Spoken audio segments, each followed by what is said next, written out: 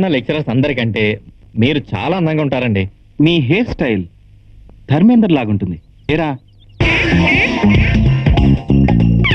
అసలు విషయం మీకు తెలియదు సార్, మన కాలేజ్ లో 90% అమ్మాయిలు మిమ్మల్ని లవ్ చేస్తున్నారు. కాకపోతే మీరు ఏమనుకుంటారని భయపడి మీ ముందుకు వచ్చి చెప్పలేకపోతున్నారు. మొదటి చూపులోనే మిమ్మల్ని ప్రేమించాలనుకున్నాను సార్, కానీ ఈ గణేష్ ఎదురుపడ్డాడు. అయినా ఇప్పటికీ నా మనసు మిమ్మల్ని ప్రేమించాలనుకుంటుంది సార్. అవును సార్. ఇప్పుడు మీరు చెప్పిందంతా వింటుంటే ఇదంతా నిజమే అనిపిస్తుంది. ఓ అందుక నేను కాలేజీలో అడుగు పెట్టగానే దొంగ చూపులు చూడటం, దూరంగా వెళ్ళిపోవటం, దీనికి అంతటికీ కారణం ఇదన్నమాట. చూడండి, ఈ విషయం మన ప్రిన్సిపల్కి కానీ, లెక్చరర్స్ కానీ, మా ఆవిడకి కానీ, ఆ పిల్లల తల్లిదండ్రులకు కానీ తెలిసిందనుకోండి, నేను నలుగురిలో తలెత్తుకు తిరగలేను. అందుకని అందరికీ చెప్పండి. సరే సార్.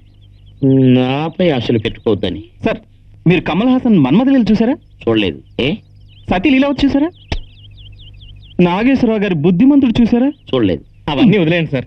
నటరత్న పద్మశ్రీ నందమూరి తారక రామారావు గారే మళ్ళీ శ్రీకృష్ణుడు గెటప్ వేసుకుని స్వర్గం నుంచి డైరెక్ట్ గా మన కాలేజీ క్యాంపస్ లోకి అడుగు పెట్టినట్లుగా కనిపిస్తున్నారు సార్ మీరు.